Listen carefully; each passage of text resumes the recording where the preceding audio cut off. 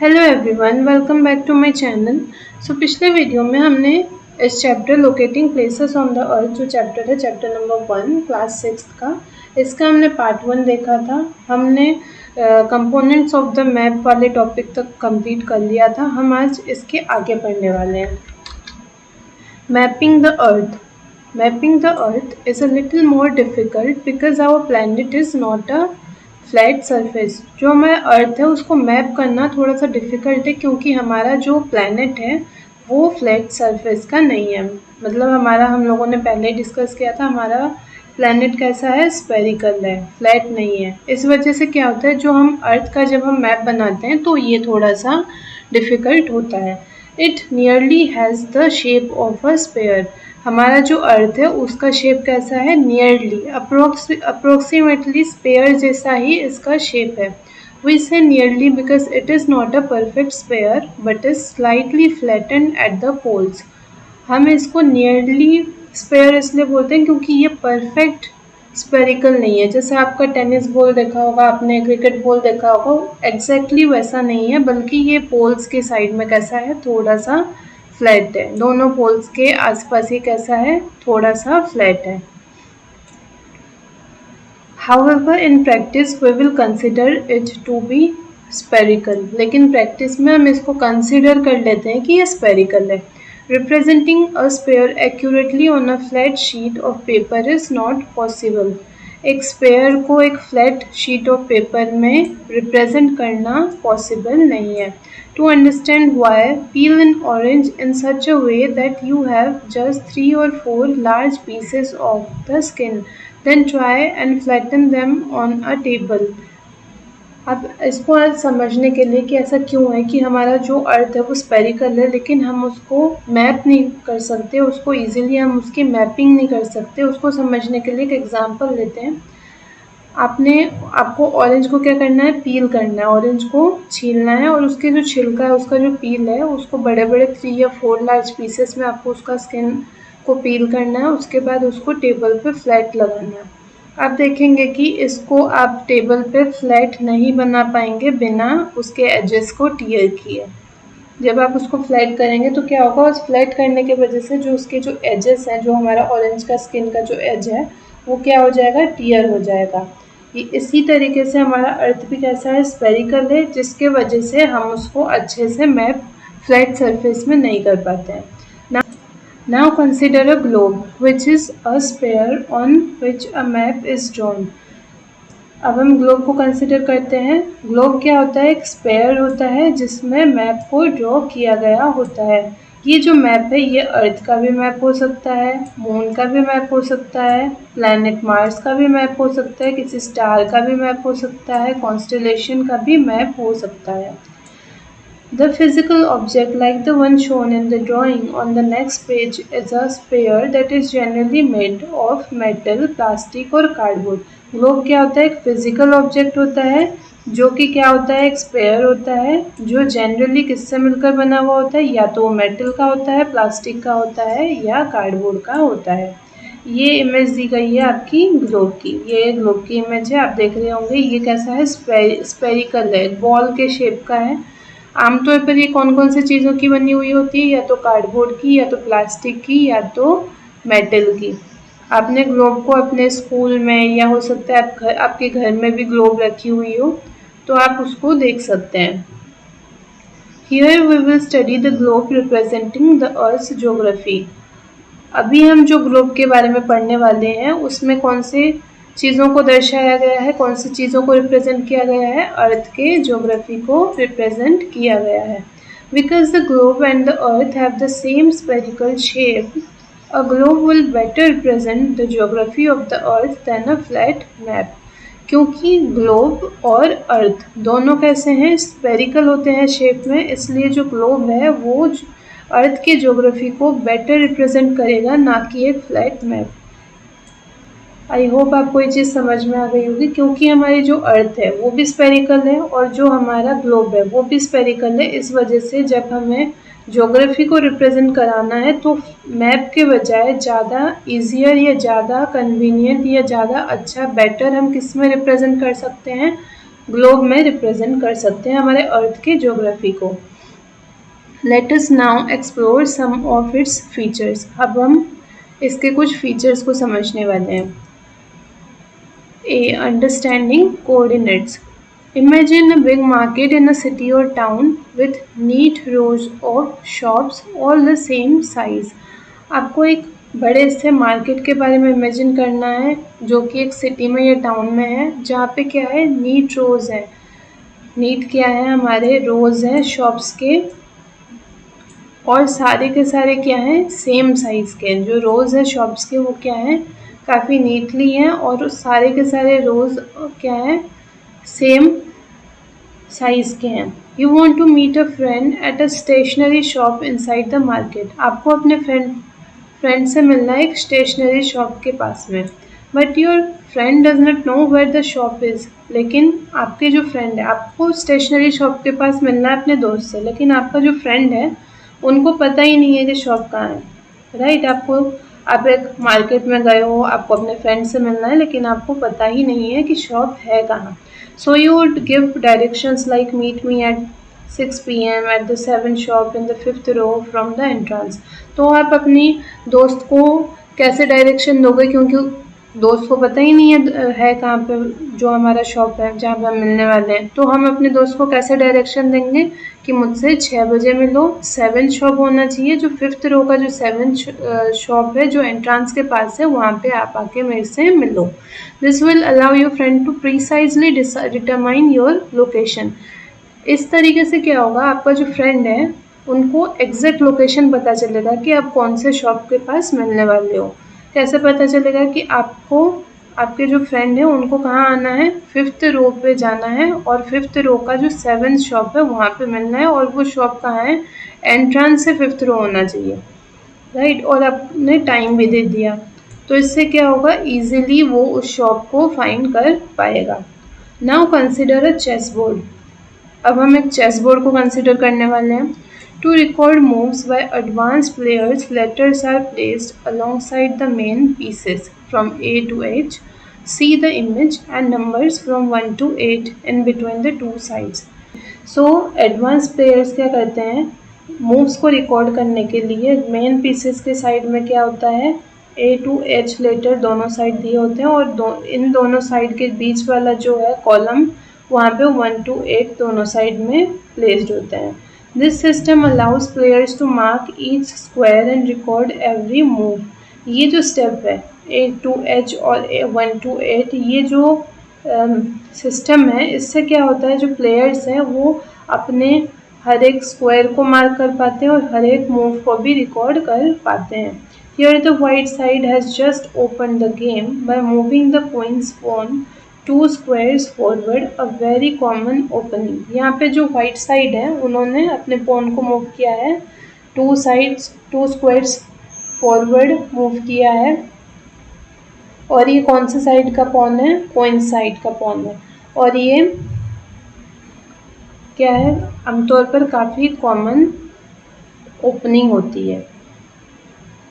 So the pawn is said to have moved from D2 to D4। अब आप देखेंगे ये जो हमारा बॉक्स है, इस साइड से कौन सा है, D2 से जो हमारा प्लेयर है उन्होंने पॉन को कहाँ पे मूव किया है, D2 से D4। The system used in these two examples may be called a system of coordinates। तो ये जो सिस्टम है दोनों एग्जाम्पल्स में, चाहे शॉप वाला ले लीजिए चाहे चेस बोर्ड वाला ले लीजिए, ये दोनों एग्जाम्पल्स हैं। ये क्या है, इस एग्जाम्पल से किसका, सिस्टम ऑफ कोऑर्डिनेट्स का।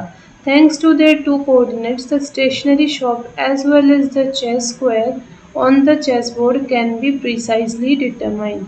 अब ये जो दोनों कोऑर्डिनेट्स हैं उसके वजह से क्या है, जो स्टेशनरी शॉप है और वो जो चेस का स्क्वायर है चेस बोर्ड में, दोनों को क्या किया जा सकता है, प्रिसाइजली डिटरमाइन किया जा सकता है। A similar system of coordinates is used in the world of maps to determine the location of any place on a map। इसी तरीके का एक similar system of coordinates use किया जाता है मैप की दुनिया में, जिससे कि हम किसी लोकेशन को मैप में क्या कर पाते हैं, डिटरमाइन कर पाते हैं। अब हम ये समझेंगे कि ये जो सिस्टम है वो वर्क कैसे करता है। latitudes. Let us return to the globe. It is easy to identify the North Pole and the South Pole on it. Rotate the globe. While it rotates, the fixed point at the top and the bottom are the two poles. Halfway between them is the equator. Note the circle marking it. अब हम वापस globe की तरफ चलते हैं। अब ये जो आपने अब अगर कभी ग्लोब देखा होगा तो ये जो ग्लोब होता है, ग्लोब का जो फिक्स्ड पॉइंट होता है, ये वाला पॉइंट और ये वाला पॉइंट, ये जो दोनों फिक्स्ड पॉइंट होते हैं ये क्या होते हैं, पोल्स होते हैं हमारे ग्लोब्स के। ये हो गया हमारा नॉर्थ पोल, ये हो गया हमारा साउथ पोल। जब हम ग्लोब को थोड़ा ऐसे रोटेट करते हैं तो यहाँ पे हमारी सेंटर में एक लाइन बनती है। ये जो लाइन है वो क्या है, इक्वेटर। आई होप आपको यहाँ तक समझ में आ गया होगा। इक्वेटर क्या करती है, जो ग्लोब है उसको टू इक्वल पार्ट्स में क्या करती है, बांट देती है। अगर हम पोल से क्या कर रहे हैं, लाइन ड्रॉ कर रहे हैं, तो क्या होता है, वो हमारा दोनों पोल्स के सेंटर में जो लाइन होता है वो क्या होता है, हमारा इक्वेटर होता है। अब ये क्या होता है, कौन से शेप का होता है, ये सर्कुलर शेप का होता है। Imagine that you stand on the equator and travel towards one of the poles. Your distance from the equator increases. अब आप ऐसा सोचिए कि आप इक्वेटर में खड़े हो और आप क्या कर रहे हो, पोल्स की तरफ क्या कर रहे हो, आप मूव कर रहे हो। तो क्या होगा, आपका जो डिस्टेंस है इक्वेटर से क्या होगा, इंक्रीज होना स्टार्ट होगा। Latitude measures this distance from the equator. अब लैटिट्यूड क्या करता है, यही जो डिस्टेंस है उसको मेजर करता है। जैसे हम क्या बात कर रहे थे, मान लो आप यहाँ पे खड़े हो और यहाँ से आप क्या कर रहे हो, पोल के तरफ क्या कर रहे हो, मूव कर रहे हो। तो क्या होगा, यहाँ से जब ये आप यहाँ तक जाओगे तो क्या होगा, डिस्टेंस भी धीरे धीरे क्या होगा, बढ़ते जाएगा। तो ये जो इक्वेटर है वो क्या करता है, इसी डिस्टेंस को वो क्या करता है, मेजर करता है। इसी डिस्टेंस को हमारा इक्वेटर क्या करता है, मेजर करता है। At any point of this travel, you can draw an imaginary line that runs east and west parallel to the equator. हम क्या बात कर रहे हैं कि हम जैसे हम मूव कर देते हैं, अभी आप मूव कर रहे थे कहाँ से, इक्वेटर से। इक्वेटर से जब आप ट्रेवल करोगे तब आप ऐसे ईस्ट और वेस्ट, अपने ईस्ट, यहाँ पे आप अगर इक्वेटर में स्टैंड करे हो तो यहाँ से आप अपने वेस्ट और ईस्ट दोनों साइड क्या कर सकते हो, पैरेलल लाइंस ड्रॉ कर सकते हो। तो ये जो पैरेलल लाइंस हैं वो क्या है हमारे, ये जो लाइन है इनको क्या बोला जाता है, parallel of latitude, and it draws a circle around the earth. ये क्या है, हमारे पैरेलल्स ऑफ लैटिट्यूड हैं और ये पूरे अर्थ में क्या ड्रॉ करते हैं, अलग अलग सर्कल ड्रॉ करते हैं। ये सर्कुलर शेप में होते हैं। Again it is easy to note on the globe that the largest circle is the equator. अब ये जो सारे के सारे पैरेलल ऑफ लैटिट्यूड हैं इनमें सबसे लार्जेस्ट सर्कल कौन सा है, इक्वेटर। ग्लोब का जो लार्जेस्ट सर्कल होता है कौन सा होता है, equator. While the circles marked by the parallels of latitude grow smaller as we move northward or southward. अब इक्वेटर से अगर हम नॉर्थ की ओर मूव करेंगे या साउथ की ओर मूव करेंगे तो क्या होगा, जैसे आप देख रहे हैं ये जो लाइन्स है वो क्या हो रही हैं, छोटी होती जा रही है। तो यही हम यहाँ पे देख रहे हैं कि जैसे जैसे हम इक्वेटर से नॉर्थ की ओर या इक्वेटर से साउथ की ओर मूव करेंगे तो क्या होगा, हमारी जो सर्कल्स हैं वो भी क्या हो जाएंगी, छोटी होते चली जाएंगी, स्मॉलर होते चली जाएंगी। Latitudes are expressed in degrees by convention. The equator is latitude 0 degree, while the latitudes of the North Pole are 90 degree north and 90 degree south respectively. This is noted 90 degree north and 90 degree south. अब जो latitudes होते हैं उनको degrees में express किया जाता है। Convention के हिसाब से जो इक्वेटर है वो latitude 0 डिग्री है, जो हमारा इक्वेटर है वो क्या है, 0 डिग्री है। वहीं जो लैटिट्यूड्स हैं नॉर्थ पोल की, ये नॉर्थ पोल और ये साउथ पोल, ये क्या है हमारे 90 डिग्री, 90 डिग्री नॉर्थ, और यहाँ पे साउथ पोल 90 डिग्री साउथ। अब इनको इस तरीके से नोट किया जाता है, 90 degree north and 90 degree south. There is a connection between latitude and climate. Around the equator, the climate is generally hot. अब क्या यहाँ पे बात हो रहा है, यहाँ पे बात ये हो रही है कि जो कनेक्शन होता है किसका, लैटिट्यूड का, एक कनेक्शन होता है किसके साथ, क्लाइमेट के साथ। Around the equator the climate is generally hot. ये जो हमारा इक्वेटर रीजन है, यहाँ पे क्लाइमेट कैसी होती है, गर्म होती है, हॉट होती है। और इस रीजन को क्या बोला जाता है, टॉरिड। या यहाँ के क्लाइमेट को कैसा बोला जाता है, torrid climate. As you travel away from the equator towards one of the two poles. अब मान लो ये इक्वेटर है, यहाँ से अब या तो नॉर्थ पोल की ओर ट्रेवल करो या तो साउथ पोल की ओर ट्रेवल करो। तो यहाँ पे क्या होगा, जैसे जैसे आप इक्वेटर से दूर जाना स्टार्ट करोगे वैसे वैसे क्या होगा, जो क्लाइमेट है वो धीरे धीरे मॉडरेट होना स्टार्ट करेगी। जैसे कि आप हम देख रहे हैं कि जैसे हमने इक्वेटर से हम धीरे धीरे नॉर्थ पोल की ओर मूव करना हमने स्टार्ट किया, तो इस ये वाला जो रीजन है यहाँ पे क्या होगा, क्लाइमेट कैसी होगी, टेम्परेट होगी या मॉडरेट होगी, मीडियम सा क्लाइमेट होगा वहाँ पे।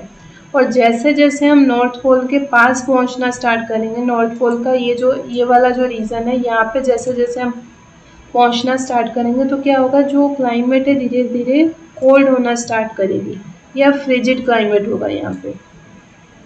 अब you will learn in science why this is so and also why we experience different seasons in the course of a year। अब आप साइंस के बुक में ये पढ़ने वाले हैं कि ऐसा क्यों है और हम अलग अलग सीजन्स, एक साल में अलग अलग सीजन्स को क्यों एक्सपीरियंस करते हैं। अब ये जो ग्लोब है यहाँ पे हमें पैरेलल्स ऑफ लैटिट्यूड और मेरिडियंस ऑफ लॉन्गिट्यूड दिखाए गए हैं। ये हमारे जितने भी आप देख रहे होंगे सर्कल है, ये क्या है, ये सारे, ये वाला सर्कल, ये वाला ये क्या है, पैरेलल्स ऑफ लैटिट्यूड है। और ये जो हमारे वर्टिकल है, ये वाले जो लाइन है, ये क्या है, हमारे मेरिडियंस ऑफ लॉन्गिट्यूड। इसके बारे में हम आगे पढ़ने वाले हैं, longitudes. Imagine now that you travel from the North Pole to the South Pole by the shortest possible line। अब आप ऐसा इमेजिन कीजिए कि आपको नॉर्थ पोल से साउथ पोल की ओर क्या करना है, ट्रेवल करना है और आपको शॉर्टेस्ट पॉसिबल लाइन से ट्रेवल करना है। Observe the globe, you will see that instead of passing through Europe and Africa, you could just as well pass through Asia. The distance would be the same। अब आप देखेंगे कि चाहे आप Africa से पास करें या एशिया से पास करें, आपको क्या दिखेगा, या तो हो सकता है आप यूरोप या अफ्रीका से होकर पास करें या एशिया से भी होकर पास करें, लेकिन क्या होगा, जो डिस्टेंस है वो कैसी रहेगी, सेम रहेगी। ये सारे जो लाइन्स है जिसके थ्रू आप पास कर सकते हैं, फ्रॉम नॉर्थ पोल से साउथ पोल की को आप क्या कर सकते हैं, ट्रेवल कर सकते हैं। ये सारे जो लाइन्स हैं उनको क्या बोला जाता है, मेरिडियंस ऑफ लॉन्गिट्यूड। इनको क्या बोला जाता है, मेरिडियंस ऑफ लॉन्गिट्यूड। ये सारे जो ये जितने भी हमारे वर्टिकल्स लाइन है जो नॉर्थ पोल से साउथ पोल को क्या कर रहे हैं, टच कर रहे हैं। They are all half circles running from one pole to the other। ये सारे क्या हैं, हाफ सर्कल्स हैं। हमने क्या बात किया था कि जो हमारे लैटिट्यूड्स हैं वो क्या होंगे, फुल सर्कल होंगे। जितने भी लैटिट्यूड्स होंगे वो क्या होंगे, फुल सर्कल्स होंगे। वहीं पे जो हमारे मेरिडियंस हैं वो क्या होंगे, सेमी सर्कल होंगे, हाफ सर्कल होंगे।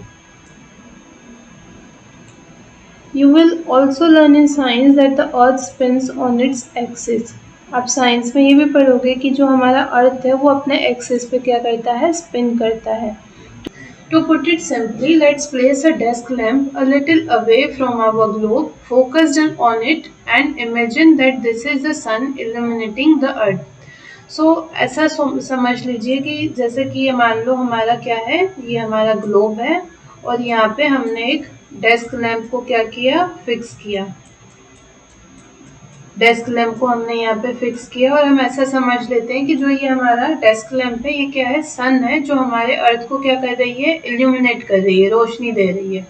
Slowly rotating the globe eastward, we can note that for some places on the earth it is morning, while for the others it is midday, evening or night. When it's breakfast time in our country, it's lunch time in another, and in a third country people are fast asleep।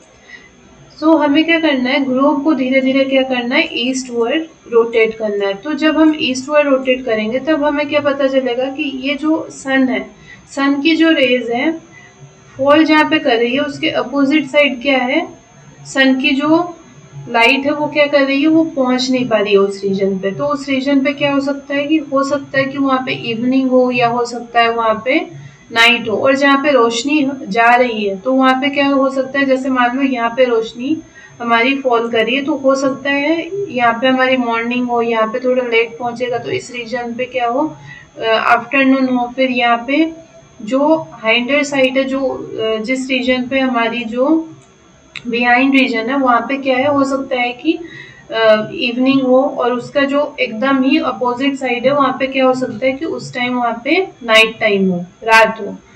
इससे हमें क्या पता चलता है कि जैसे यहाँ पे इस रीजन पे क्या है, अगर मॉर्निंग है तो हो सकता है दूसरे किसी रीजन में मिड डे हो, कहीं पे इवनिंग हो, या कहीं पे नाइट हो।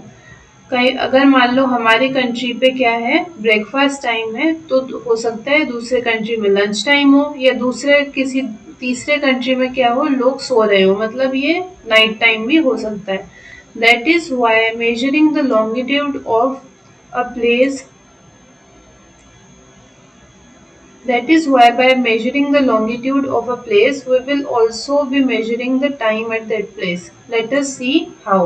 इसी तरीके से क्या होता है, हम जब लॉन्गिट्यूड मेजर करते हैं किसी प्लेस का, जब हम किसी प्लेस का क्या मेजर करते हैं, लॉन्गिट्यूड मेजर करते हैं, तब हम उस प्लेस का क्या कर रहे होते हैं, टाइम भी मेजर कर रहे होते हैं।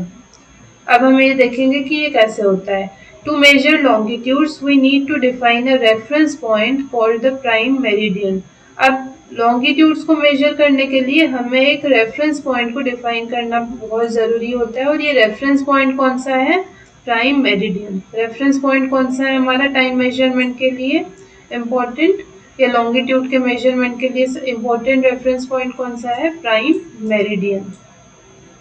It is also called Greenwich Meridian because in the year 1884, some of the nations decided that the meridian passing through Greenwich, an area of London in England, would become the international standard for the prime meridian.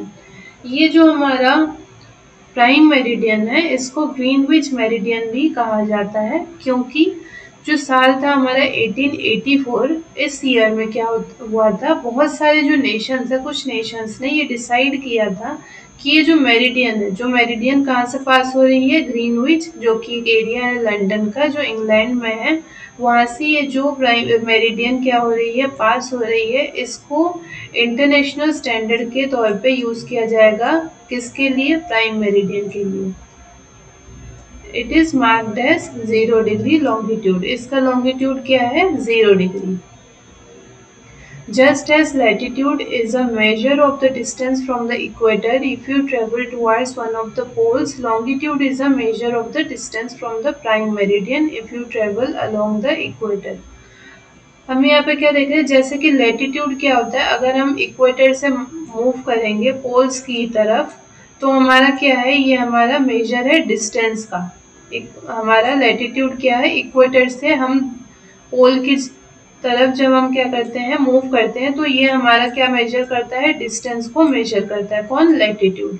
उसी तरीके से जो longitude है वो क्या करता है, longitude major करता है डिस्टेंस कहाँ से, प्राइम मेरिडियन से। जो हमारे अलग अलग लॉन्गिट्यूड है वो क्या करते हैं, प्राइम मेरिडियन से जो डिस्टेंस है उसको मेजर करते हैं। If you travel along the equator, अगर हम इक्वेटर से ट्रेवल करेंगे, इक्वेटर के अलोंग ट्रेवल करेंगे, तो हमारा जो प्राइम मेरिडियन है वो क्या करेगा, इस पॉइंट से लेकर इस पॉइंट के बीच में जो डिस्टेंस है उसको क्या करेगा, मेजर करेगा। Longitude 2 is measured in degrees, longitudes को भी डिग्रीज में मेजर किया जाता है। वेस्टवर्ड और eastward it increases in value from 0 to 180 degree. अब ये क्या है, ईस्ट ले लो, ये जो प्राइम मेरिडियन है इसका क्या है, इसका डिग्री है 0 डिग्री हमारा longitude, prime meridian is 0 degree longitude. तो हमारे प्राइम मेरिडियन से ईस्ट और वेस्ट में क्या होते हैं, 0 to 180 डिग्री ईस्ट में भी, और 180 डिग्री ईस्ट में भी क्या होता है, ये 0 to 180 डिग्री इंक्रीज करते हैं विद द लेटर W और E एडेड। अब ईस्ट के लिए क्या होता है, ई ऐड किया जाता है और वेस्ट के लिए डब्ल्यू ऐड किया जाता है। For instance using round figures, New York's longitude is 74 degree west, while Delhi is 77 degree east and Tokyo's is 140 degree east. Example के लिए जो न्यूयॉर्क है उसका लॉन्गिट्यूड कितना है 74 degree west, while Delhi is 77 degree east and Tokyo's is 140 degree east.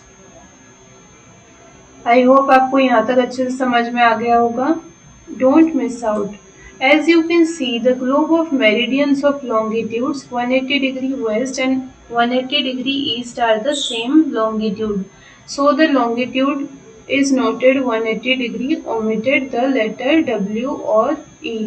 अब जैसे हमें पता है कि जो हमारा अर्थ है वो कैसा है, स्पेरिकल है, तो जिस पॉइंट पे जो लॉन्गिट्यूड है कौन सा हमारा 180 डिग्री, ये 180 डिग्री ईस्ट और 180 डिग्री ईस्ट क्या है, दोनों सेम पॉइंट है, सेम ही लॉन्गिट्यूड है। इस वजह से क्या होता है, हम इसको 180 डिग्री वेस्ट और 180 डिग्री ईस्ट ना लिख के सिर्फ 180 डिग्री लिखते हैं। Latitude and longitude together are the two coordinates of a place. Latitude और लॉन्गिट्यूड दोनों मिला के किसी प्लेस का क्या बनाते हैं, टू कोऑर्डिनेट्स फॉर्म करते हैं। ये दोनों मिलके क्या बनाते हैं, कोऑर्डिनेट्स हमारे फॉर्म करते हैं। With them you are now able to locate any place on earth. इनके सारे हम क्या कर सकते हैं, लैटिट्यूड और लॉन्गिट्यूड को यूज करके हम किसी भी प्लेस को अर्थ में लोकेट कर सकते हैं। You can now understand a statement such as Delhi lies at 29 degree north latitude and 77 degree east longitude.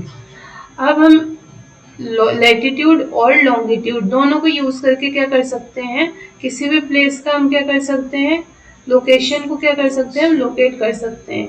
Example के लिए क्या दिया हुआ है कि जो दिल्ली है वो कहाँ पे लाई करता है, 29 डिग्री नॉर्थ लैटिट्यूड और 77 डिग्री ईस्ट लॉन्गिट्यूड में क्या करता है, लाई करता है। अब ये जो वैल्यू है क्या है, ये एग्जैक्ट वैल्यू नहीं है, ये राउंड ऑफ किया हुआ है।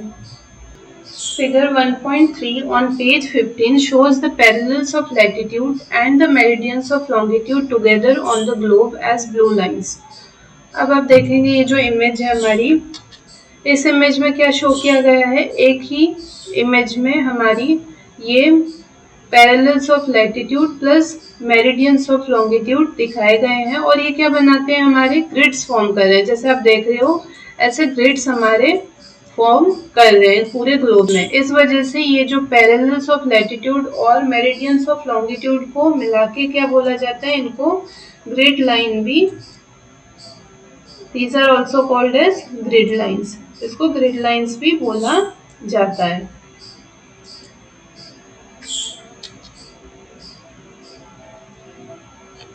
अब ये एक इमेज दी हुई है आपकी figure 1.4। This sketch shows how the prime meridian divides the earth into the western and eastern hemisphere while the equator divides it into the northern and southern hemisphere।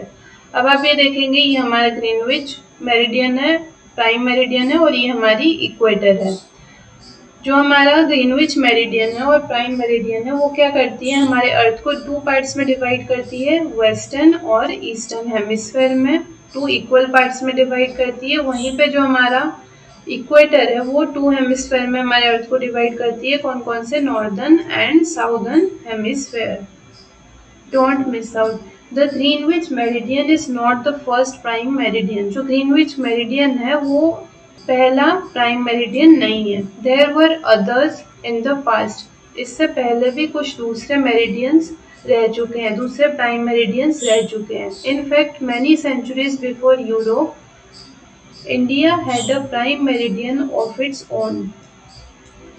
कई सदियों पहले, यूरोप से कई सदियों पहले इंडिया के पास भी अपना क्या था, एक प्राइम मेरिडियन था।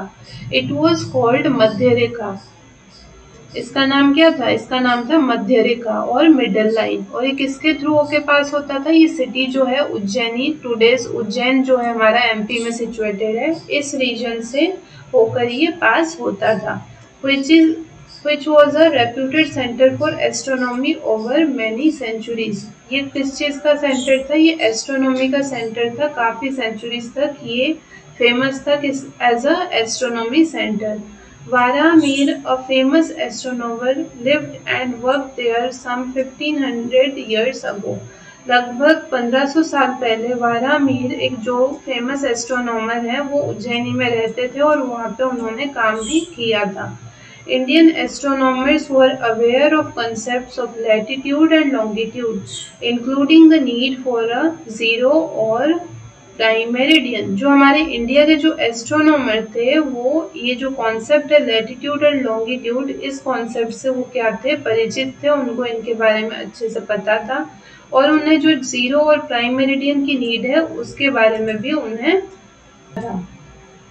ये जो नॉलेज है जीरो और प्राइम मेरिडियन इसके नीड के बारे में भी उनको नॉलेज थी। The Ujjaini meridian became a reference for calculations in all Indian astronomical text.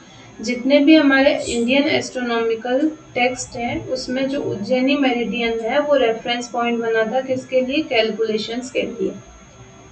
The map shows a few ancient cities close to the Ujjaini meridian. ये जो मैप है इसमें कुछ हमारे जो एंशियंट सिटीज हैं जो उज्जैनी मेरिडियन से क्लोज हुआ करते थे वो दिखाए गए हैं। Some are very close to it। काफ़ी सारे जो सिटीज़ है वो क्या है, कुछ सिटीज़ काफ़ी क्लोज है और वहीं पे कुछ क्या है, थोड़े से दूर है। That is because measuring longitude required accurate timekeeping, which was not as precise then as it is today। ये इसलिए है क्योंकि लॉन्गिट्यूड को मेजर करने के लिए एक्यूरेट टाइम कीपिंग की ज़रूरत होती है, जो जितना प्रिसाइज आज का टाइम कीपिंग है उतना प्रिसाइज उस टाइम पे नहीं था। ये हमारी फिगर पॉइंट 1.6 ये एक मैप है जो सर्वे ऑफ इंडिया के द्वारा क्या किया गया था, पब्लिश किया गया था, जिसमें हमारी कंट्री की आउटलाइन दी हुई है।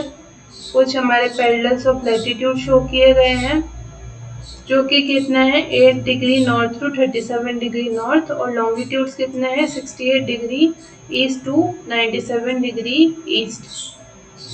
सो हमारा पार्ट 2 इस चैप्टर का यहीं पे ख़त्म होता है। इसके आगे का जो चैप्टर बचा है हमारा वो हम पार्ट 3 में कवर करेंगे। Thanks for watching.